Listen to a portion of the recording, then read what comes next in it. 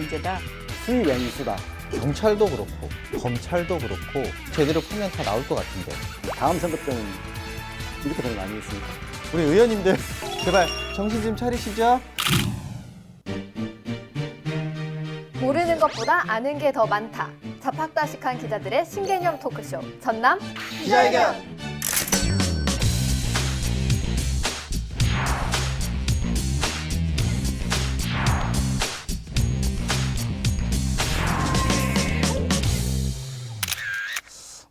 다들 일주일 만인데 왜 오늘도 어색한 거죠? 어색하네요. 일주일만이라 어색한 겁니다. 아, 그런 거죠? 네. 그 뭐 지난주 저희 방송 나간 거 보셨나요, 혹시? 네. 어떠셨어요, 다들? 주변에서 20년 전에 촬영한 것 같다. 너무 젊어 보인다. 아이고 아닌 야. 것 같아요. 권장빨, 조명빨이다 그렇게 얘기했어요. 제가 제 모습을 본다는 게 너무 어색하더라고요. 저도 톡톡 기자라고 나왔는데 좀 톡톡 튀지 못했다. 너무 얌전 떤 거 아니냐라는 말을 들어서 제 자신을 좀 내려놓고 톡톡 튀어보려고 오늘부터 노력하겠습니다. 내려놓으실?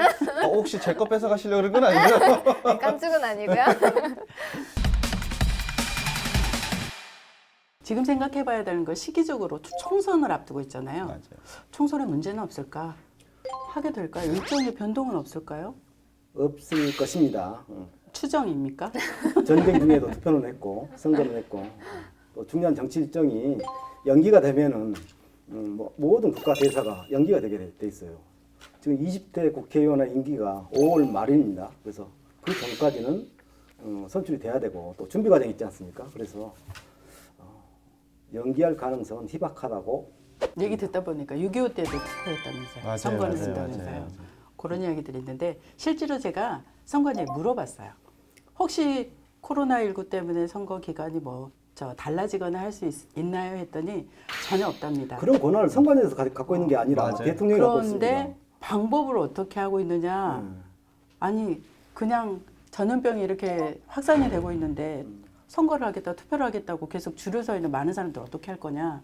비닐 장갑을 끼고 마스크는 꼭 개인 착용을 하고 확진자는 거선 투표를 하겠다. 중무장을 하고 이런 것까지 다 생각을 했으니 선거는 미뤄지지 않고 할 것 같더라고요. 보니까 지금 다들 총선에 대해서 이렇게 신나게 얘기들 하시는 거 보니까 오늘 주제도 다들 열심히 얘기를 좀 해주실 거라는 기대를 좀 해보겠습니다. 조 기자님, 오늘 주제 먼저 얘기 좀 해주시죠. 네, 이번 주제는 바로 돈 없는 의원들인데요. 총선에 앞두고 있는 시점에서 흥미로운 이야기가 될 것 같아서 골라봤습니다.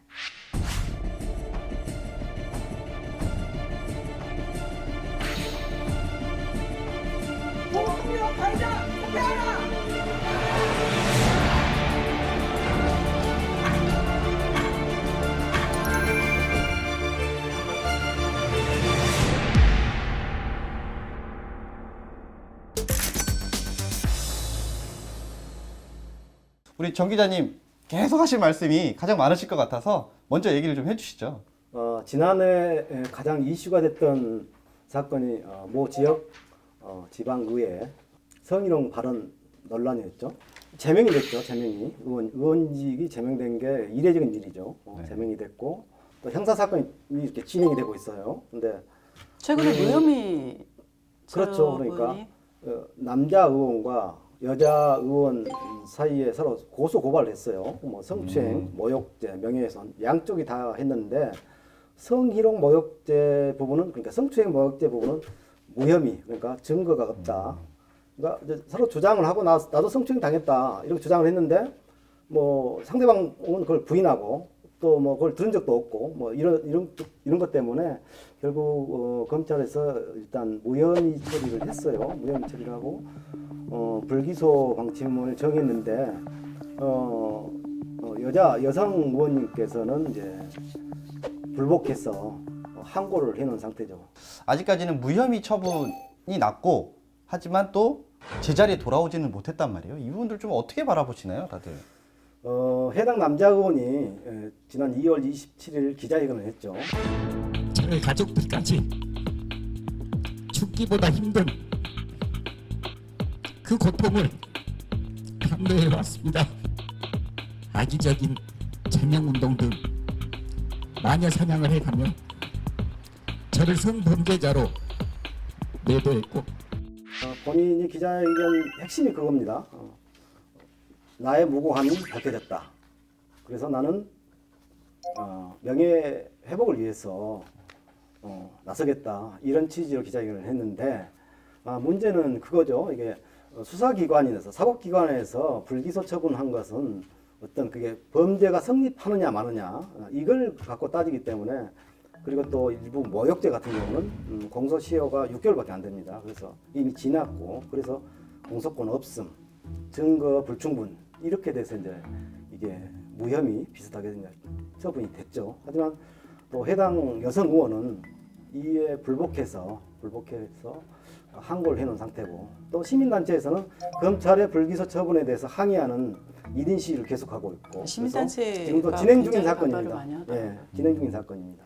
근데 일반 시민, 국민 입장에서는 이렇게 성 문제, 특히 증거가 없을 수밖에 없지 않습니까? 제가 이런 일이 일어날지 어떻게 알겠어요? 항상 저는 준비를 그런 하고 생각을 대비할 수 해봤어요. 없는 건데. 가해자라고 하나요?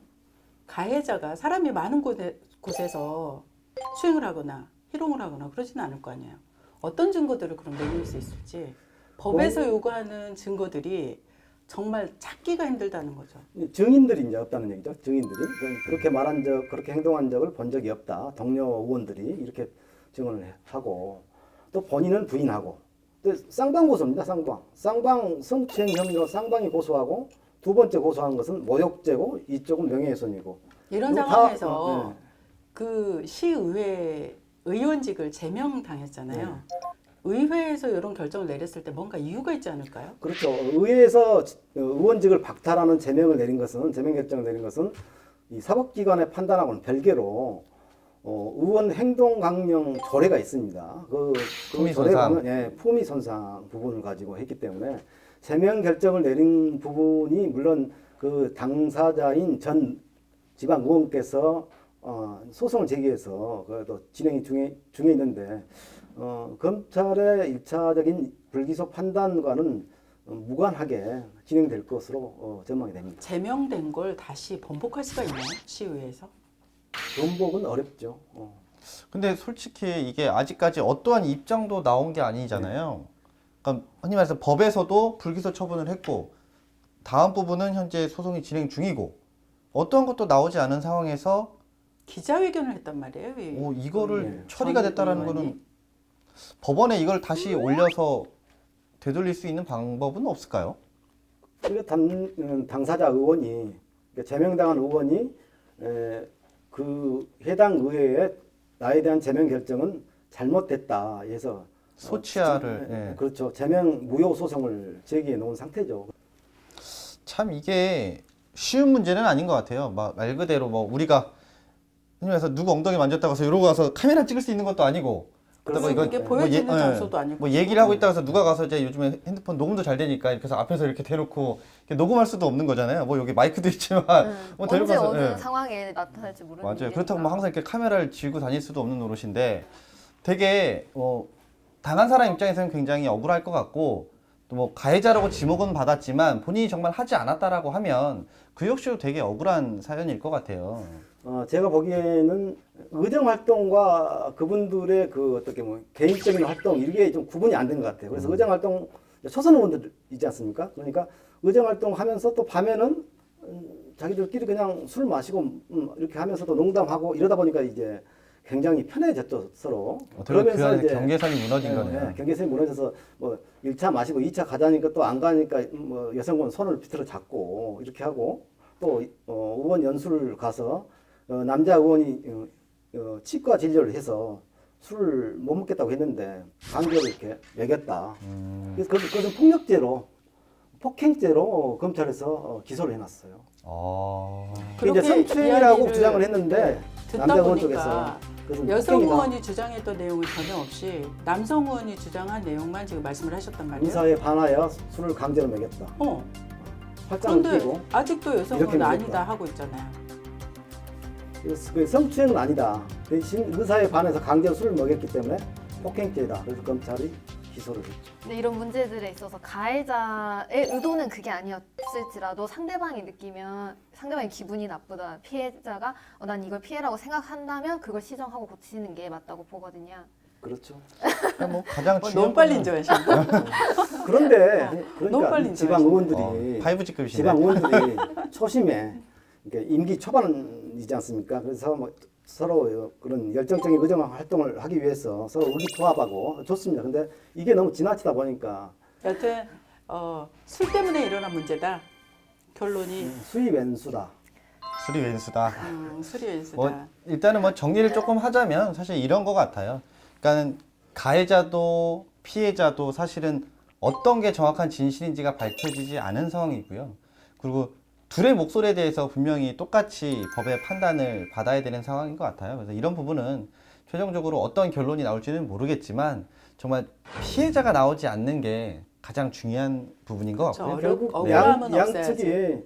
엄청난 피해를 입었죠. 정치적으로도 굉장한 그 치명타를 입은 거죠. 특히 남자 의원 같은 경우에는 이제 제명이 됐으니까 그리고 그 성희롱 범죄자로 낙인이 됐으니까 굉장한 피해를 입은 건 사실이죠. 근데 본인이 가해자로 지목이 됐으니까 그건 어쩔 수 없는 본인의 몫이고 네. 또 여성 의원도 이런 남성 중심의 어떻게 보면 사회 분위기 속에서 본인도 피해를 입은 건 사실입니다. 근데 하나 짚어야 될 게 여성 의원이 1년 동안 겪었던 일이래요.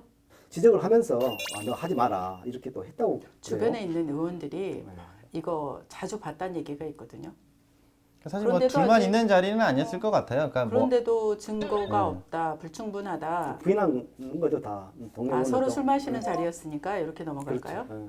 그런 일을 있다고 들었을 때마다 사실은 여자로서의 이 자괴감도 상당히 컸을 것 같아요. 그러니까 옛날 말에 남녀 칠세 부동성 이렇게 말을 했잖아요. 저희는 그럼 전부 부동산- 남녀 간의 문제잖아. 저희 남녀 간의 동석 중인데요. 요즘 시대에는 좀 맞지 않는 말이 아닐까. 네, 일단은 뭐 최종적으로 법원의 판단을 좀 일단 기다려 봐야 될 것 같고요. 또 앞으로도 이런 문제들이 좀 발생하지 않기 위한 또 이런 조치도 분명히 필요할 것 같습니다.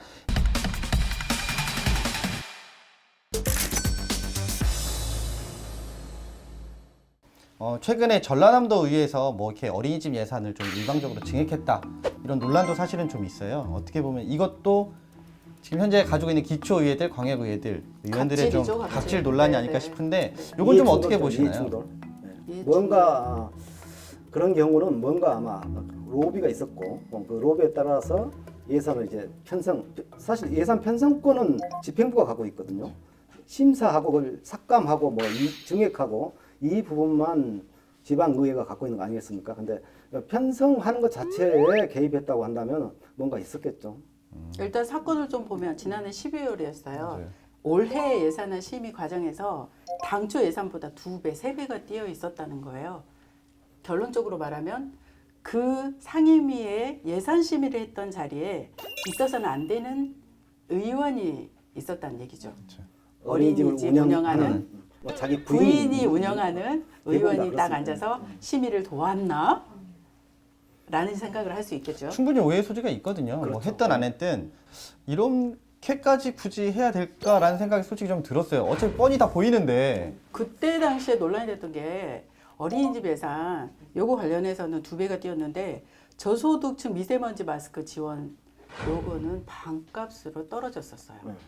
예산을 삭감을 했다는 삭제가 거죠? 삭감이 됐었거든요. 그런데 어린이집 예산은 뻥 튀었어요. 이건 누가 봐도 확실히 문제가 있다고 생각할 수 있는데 그냥 봐서는 문제가 있을 것 같은데 어떤 모든- 문제가 있었을까? 모든 선거는 그런 것 같아요. 후보자들이 처음에 나왔을 때는 출마했을 때는 지역을 위해서 내가 봉사하겠다, 희생하겠다 이렇게 얘기를 해놓고 그 초심이 흐트러지죠. 그리고 이제 좀 이렇게 이해관계, 이권에 개입하게 되고 자기도 모르게 그런 생각이 들어요. 소련의 후르시초프 공산당 서기장이었죠. 그분이 이런 말을 했어요. 정치하는 자들은 인민을 위한다고 하면서 가장 인민을 배신하는 자들이다. 정치하는 자들은 강도 없는데도 다리를 놓겠다고 약속하는 자들이다. 이런 말을 했어요. 적으세요. 꿀통 기자님은 해외로 발을 넓히실 분. 네, 뭐 이제 앞서서 어린이집 관련된 이 예산 일방적으로 사실은 이렇게 증액한 논란에 대해서 많은 얘기들 좀 해주셨는데 분명한 거는 일단 오해를 살 행동은 일단 하지 말아야 될 것 같아요. 맞습니다. 그리고 또 가장 이런 예산을 집행하는 기관에서 이런 문제는 분명히 좀 공론화를 시켜서 모두가 좀 알 수 있게 투명하게 좀 한다고 하면 뭐 이런 기사도 이런 오해도 좀 덜 사지 않을까라는 생각을 합니다. 네, 일단 뭐 일부 뭐 지자체들 보시면 뭐 보건소들이 다 있잖아요. 뭐 최근에 이제 뭐 독감 주사라든가 이런 것들 한창 또 접종을 해야 되는 시기였던 것 같은데 작년이었던 것 같습니다. 일단은 뭐 일부 지자체 기초의원께서 엄밀히 따지면 들이죠. 드리죠. 들께서 뭐 황제 접종을 받았다.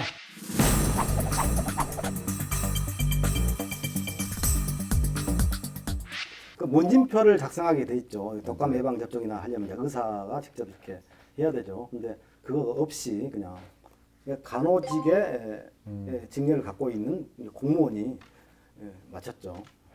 방문을 해서 주사를 놔줬다는 게 문제가 된 건가요? 그렇죠. 예. 그게 의료법 이제 위반이죠. 돈은 냈나요, 근데? 무료죠, 무료. 무려서 예. 둘 다 위반 아닌가요? 지역사회뿐만 아니라 전국적으로 좀 난리가 났었는데 경찰에서 수사를 끝내고 검찰로 송치를 했어요. 근데 보건소 공무원 3명만 의료법 위반 혐의로 해가지고 송치를 했어요. 아 기소유예로. 맞으신 분은 어떤 분들인데요? 다 부인하니까 이게 웃긴 상황이 됐죠. 맞지 않았다고? 그렇죠.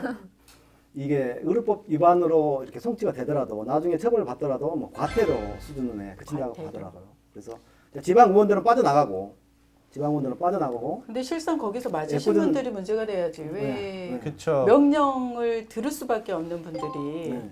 처벌을 받아야 되는지 요것도 좀 생각을 해볼 엄밀히 따지면 필요가 이것도 있네요. 갑질인 거잖아요. 네. 그렇죠. 그렇죠. 갑질이죠. 근데 이 갑질이 제가 보기에는 지방 의원들뿐만 아니라 관행적으로 기자들도 있고 이렇게 독감 예방 접종을 그냥 하는 경우가 있었대요. 그런데 저는 그런 적이 없습니다. 국민여러분. 보건소에서는 취약계층에 무료로 독감 예방 접종을 해주는 걸로 저희는 알고 있단 말이에요. 그쵸. 그런데 의원님들, 기자님들이 취약계층이신가요? 그러니까 그 분량이 딱 정해져 있거든요. 그 양이 정해져 있는데 경찰에서 압수수색을 했죠. 그러면 네. 장고와 맞춘 사람 그 명부를 대조하면 다 나오지 않습니까? 그래서 그 경찰의 수사를 피하기 위해서 다른 지자체 보건소에서 재고량을 빌려왔어요? 그랬다는 얘기니까 나만이 알고 있는 비밀입니다. 그랬다는 얘기를 들으셨다는 네, 그렇죠. 거죠. 그렇죠. 네. 그러니까 일단은 뭐 이제 아직 사실관계 팩트 체크는 안 없는 걸로. 됐으니까 네. 요거는 뭐 네. 일단 이런 소문이 있다라는 정도로만 좀 얘기를 근데 하셔야 될 것 제가 같아요. 네. 그거 관련해서 한 언론사에서 인터뷰한 내용을 보고 왔거든요. 어떤 내용이었냐면 보건소에서는 1000명 분량의 유료분이 있대요. 이렇게 조금 남아있는 분량을 남겨놓는다고 해요. 근데 이걸 가지고 방금처럼 기자님들, 시의회, 의원님들 이런 분들한테 무료 접종을 이제까지 해야 되는 관행이 있다고 그렇게 공무원들도 얘기를 그렇게 해서 무료 접종을 하는 경우가 있었다고 본인들끼리? 그래요. 예. 이런 전국적인 것들은 관행이에요. 사실 어떻게 전국적인 들여다봐야 관행이 될까? 있었어요. 예. 관행이라고들 얘기를 하시잖아요. 근데 우리가 흔히 알고 있는 관행들은 없어져야 될 부분들이 굉장히 많거든요. 그렇죠. 근데 이 역시도 거기에 일환일 것 같고요. 사실 뭐 의원이라고 해서 특혜를 받는다? 뭐 공무원이라고 해서 특혜를 받는다? 기자라고 해서 특혜를 받는다? 이건 분명히 아닌 거거든요. 그러니까 분명히 사용 목적이 있고 출처가 있어야 되고 또 이걸 어떻게 사용해 왔는지에 대한 증거가 있어야 되는데 앞에 두 가지는 분명히 있는데 마지막 게 없어요. 없다라는 거는 그만큼 본인들도 캥기니까 숨긴 거다. 숨기고 바꾸고 하는 것 같아요. 왜 굳이 그런 짓을 해가면서까지 안 답답할까요? 저는 이런 거 하고 있으면 이게 속에서 막 이렇게 울분이 터질 것 같은데. 내 돈 내고 그래서 병원 네. 가고 말지. 처벌을 받고 보건소 직원들 처벌을 받고 끝난 건가요? 그러면? 기소 의견으로 일단 검찰로 넘겼으니까 검찰에서 다시 이제 수사를 또 해야 되는 상황이죠. 그러면 관련 의원들은 전혀 빠지고 아무 2살 놓으라고 지시한 공무원, 직접 접종한 공무원 그 사람들만 좀 의료법 억울하겠네요. 위반. 네. 억울하겠네요. 근데 중요한 건 지금 보니까 이거에 대한 정확한 결론이 난 기사는 아직까지 나오지는 않은 것 네. 같아요. 그러니까 경찰도 그렇고 검찰도 그렇고 분명히 이거 제대로 파면 다 나올 것 같은데 왜 안 움직일까요? 일단 검찰로 넘어갔으니까 검찰에서 어떻게 조사해서 이제 적정한 사람은 있으니까 누구를 했냐 이것 가지고 이제 추궁을 하겠죠. 그래서 근데 누구를 했냐고 물어봤을 때 말을 할 수 있을까요, 그분들이?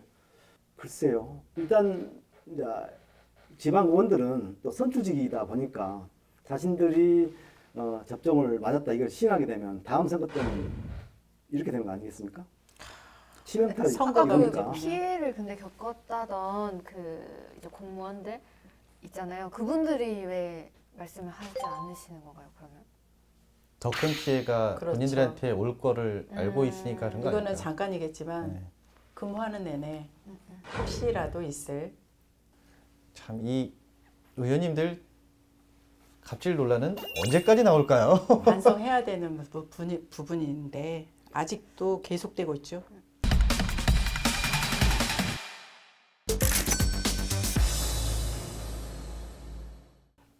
지금 이야기는 돈 없는 의원들의 이 행태를 이야기를 하고 있잖아요. 가장 큰 게 세금 갖다 어디다 쓰냐 이런 이야기들 나와요. 특히 가장 지적을 받고 있는 게 외유성 해외 연수, 관광지로 떠나더라고요. 요즘은. 맞아요. 맞습니다. 네, 코로나19 사태 때도 떠나신다고 떠나시는 분들이 눈에 띄고 문제는 그런 것 같아요. 이 지방 의원들의 연수 과정, 계획 이 모든 것이 통지를 받고 있지 않다는 얘기죠. 그래서 이분들의 스케줄이나 그 연수 스케줄 자체가 임의로 그 여행사에서 편성한 대로 이렇게 가거든요. 이게 가장 큰 문제인 것 같고. 여행사를 통해서 가면 그 다 그렇죠. 여행사에서 가는 관광지를 전부 그렇죠. 의원들이 네. 이유 없이 따라가도 되나요? 기존 여행사들이 갖고 있는 코스에다가 이제 끼워 넣죠. 몇 군데 어디 뭐 연수 지역사회 산업 시찰을 한다든가 그런 일반 관광 상품 코스에다가 끼워 넣습니다. 그런 여행사에서. 방식도 좀 네, 문제라고 네. 생각을 해요. 그럼 예. 그리고 이제 의회 사무국 사무국 직원을 이렇게 데리고 가죠. 그렇죠. 그 이유가 있습니다.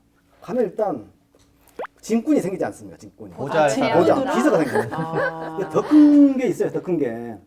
예, 다녀오면은 해외 연수 결과 보고서를 써야 되거든요. 근데 그분들이 의원들이 쓰시는구나. 안 쓰죠. 그 의회 사무국 직원들이 이제 다 이렇게 전국에 있는 보고서를 짜집기 해가지고 쓰고 또 이렇게 하는 그렇죠. 거죠.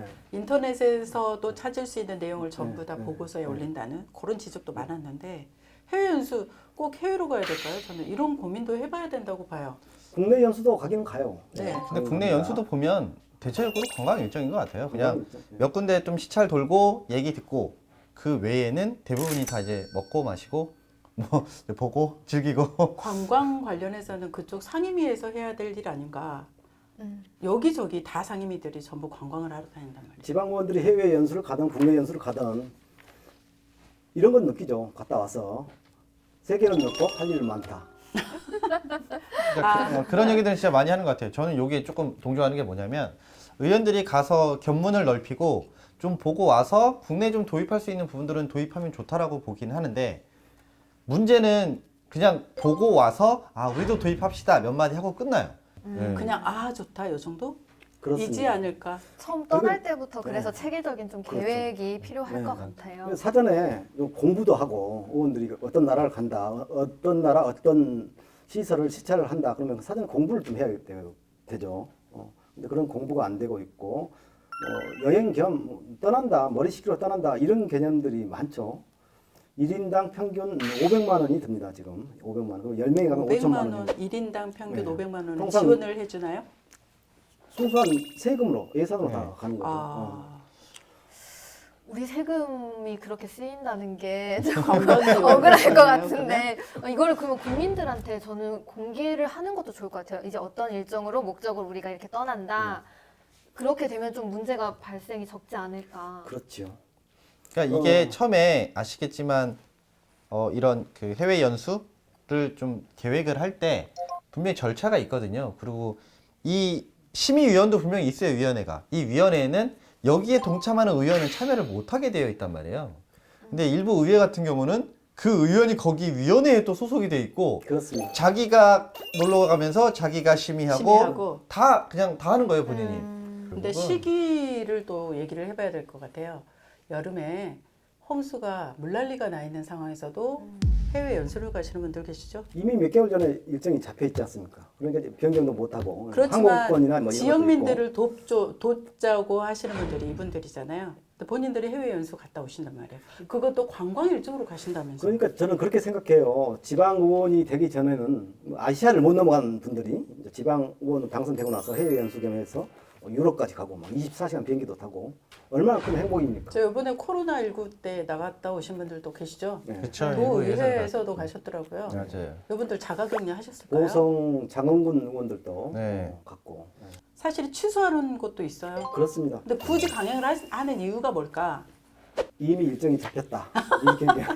취소하는 것도 있답니다. 그러니까 사실 이제 그 부분은 분명히 있을 것 같아요. 그러니까 이제 며칠 남기지 않은 상황에서 취소한 경우도 있었어요. 사실은 이제 뭐 저희 뭐 가까운 예로 장흥군 의회 같은 경우도 장흥군 의회는 오는 19일부터 28일까지 8박 10일 동안의 일정으로 호주와 뉴질랜드로 해외 연수를 떠납니다. 떠나는 인원은 군의원 7명 전원과 의회 사무과 직원 6명 등 모두 13명. 금액만도 5천만 원이 넘습니다. 실제 출장 계획서를 살펴봤습니다. 공식 방문 일정은 모두 5곳. 대부분 오전에 잠시 들러 간단하게 설명을 듣는 시간이 전부입니다. 또 나머지 시간은 모두 현지 고가의 식사와 관광 일정으로 가득 채워져 있습니다. 이 때문에 어수선한 연말을 틈타 슬그머니 외유성 해외 연수를 가려는 것 아니냐는 지적이 나오고 있습니다. 관광문화시설하고 축산복지시설 그것 좀 들러보고 그렇게 해서 벤치마킹하러 그렇게 갑니다. 이제 각자 관점 나름이고요. 의원 연수의 경우 1년을 기준으로 배정돼 있는데 올해 예산은 오는 31일까지 사용할 수 있습니다. 예산 불용을 아까워한 의원들이 연말에 급하게 일정을 잡은 것 아니냐는 추측까지 나오고 있습니다. 다 그거 연수나 좋은 데를 해서 가서 배운 것도 오고 얻어올 것도 있어야 되는데 그게 아니고 순 관광 목적으로 가서 그냥 돈만 많이 해대한단 말이에요. 그렇게 다 국민들이 다 싫어하는 것이지. 저희가 이제 어떻게 그 간다는 얘기를 감추셨더라고요. 처음에. 그래서 저희가 이제 제일 먼저 여기 의회가 해외여행 떠달라고 준비하고 있다라고 이제 먼저 써버렸어요. 그리고 나서 이제 지역에 있는 이제 뭐 방송사들이 줄줄이 들어가서 이제 그때부터 인터뷰 시작이 된 거예요. 그러니까 결국은 취소를 했어요. 언론의 압박이었군요. 그쵸. 근데 이제 취소를 했는데 문제가 됐던 게 뭐였냐면 이게 위약금인 거예요. 근데 통상 위약금이 이게 뭐 처음에 한 달 정도 남겨놓고 하면 몇 프로, 뭐 이렇게 15일 몇 프로 뭐 이런 식으로 있잖아요. 근데 여기 같은 경우는 사실 거의 한 보름 정도 남겨놓고 이제 취소를 한 거라 사실은 뭐 한 60%, 50% 정도는 내야 되는 상황이었었는데. 위약금을 내는 게 더 세금이 조금 나가나요? 아니면 다녀오시는 게 세금이 조금 나가나요? 그 위약금을 내는 거는 세금이 안 나갑니다. 개인 돈으로 지불을 해야 됩니다. 아, 그래서 네. 자기 돈 내기 싫으니까 가겠다. 그러니까 왜 그러냐면 위약은 자신들이 취소를 한 거잖아요. 본인들의 일정에 의해서. 그러니까는 이건 개인적인 문제라고 볼 수 있는 것 같아요. 근데 이 연수를 끊었던 거는 어쨌건 공무적인 역할을 하기 위해서 보내주는 거지 개인적인 일을 보라고 사실 보내주는 거 아니기 때문에 돈 문제만큼은 이렇게 좀 해결을 보시는 것 같더라고요. 근데 안타까운 거는 그렇게 공무를 보냈음에도 불구하고 이제 개인적인 일들을 많이들 보시는 것 같아서 참 안타깝습니다, 저는. 그래서 행안부에서 그런 그 지침을 마련해서 권고를 했죠, 지자체에. 그러니까 일단 그 셀프 심사를 하지 마라. 예. 그리고 부당한 해외여행을 갔을 때는 그 예산을 환수 조치하겠다. 그리고 또 그런 부당한 해외여행을 갔을 때는 그 해당 지자체에 대해서 지방 교부금, 인센티브를 지불해가지고 페널티를 주겠다. 이렇게까지 방침을 정하고 통보를 했죠. 근데 이런 것들이 잘 지켜지지 않는 것 같아요. 지자체에서. 근데 저는 조금 아쉬운 게 뭐냐면 이제 개인들이 돈을 내잖아요. 그러니까 만약에 60%를 내야 돼요. 근데 60%를 안 내시더라고요. 알고 봤더니 업체들이 다 그 지역 업체들인 거예요. 그러니까 흔히 말해서 한 명 걸르면 다 아는 사이들인 거예요. 결국은 이 의견들 눈치를 봐서 자신들이 그 고통을 좀 감내를 하더라고요. 일정 취소에 따른 위약금은 전체 금액의 60% 수준. 그러나 장흥군 의회가 물게 되는 위약금은 30%에 불과합니다. 나머지 30%는 여행업체에 전가했습니다. 여행업체는 울며 겨자 먹기로 받아들일 수밖에 없다며 억울함을 호소하고 있습니다.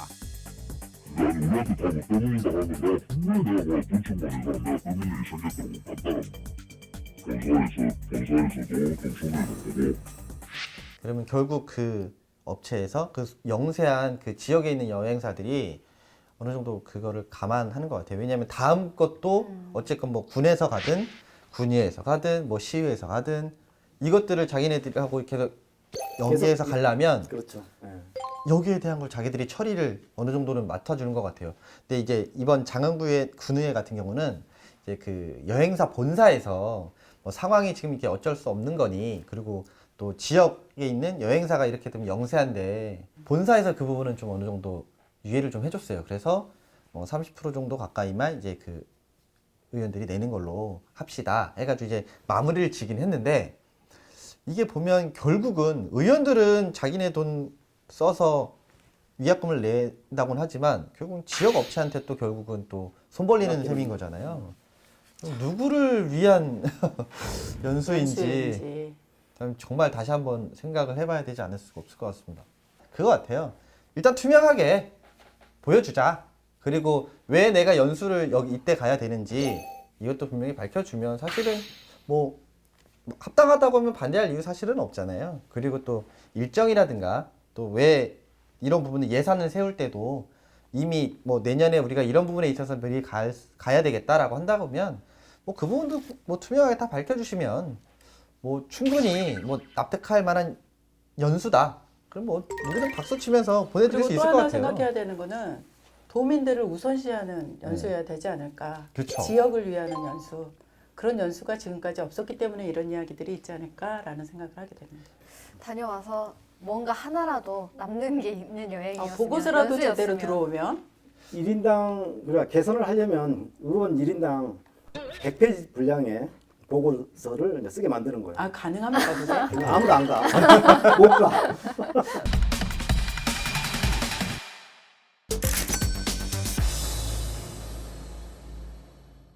뭐 어제 오늘의 일은 아닌 것 같습니다. 그렇죠. 뭐 그렇지만 결국은 이 의원이라는 자리가 뭐 우리의 뭐 예산 문제라든가 민생과 관련된 문제들을 해결하기 위해서는 분명히 필요한 자리라고 볼 수 있는데 또 다른 한편으로 봤을 때는 자꾸 이런 안 좋은 모습들이 자꾸 비춰지다 보니 정말 이 자리가 필요한 자리인가? 이게 또 생각이 들거든요.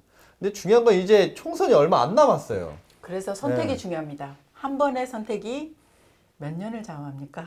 일단 선거가. 일단 기본 4년이죠. 일단 기본 4년.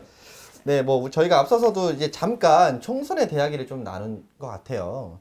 지금 뭐 주승용 의원이 뭐 불출마 선언을 했고, 뭐 이정현 의원이 자기 지역구를 버리고 또 다른 지역구로 네, 다른 지역으로 올라갔고, 갔죠.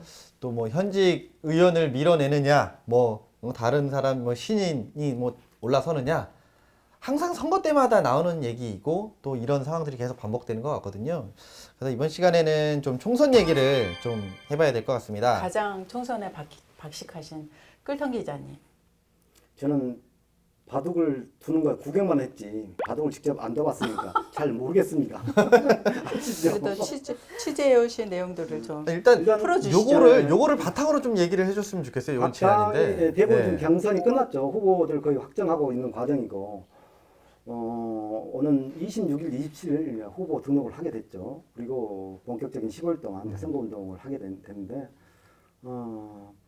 일단 잡음은 그렇게 많지는 않습니다. 광주 쪽은 좀 잡음이 더불어민주당 쪽에 잡음이 있는 것 같고 경선 과정은 원활하게 진행되고 뭐 특별한 이슈는 이번엔 없어요. 좀 너무 이슈가. 조용하게 네, 경선이 너무 조용하게. 끝났던 것 같아요. 코로나에 꼭 그런 건 아닌 것 덮여서 같은데. 어떤 점이? 네.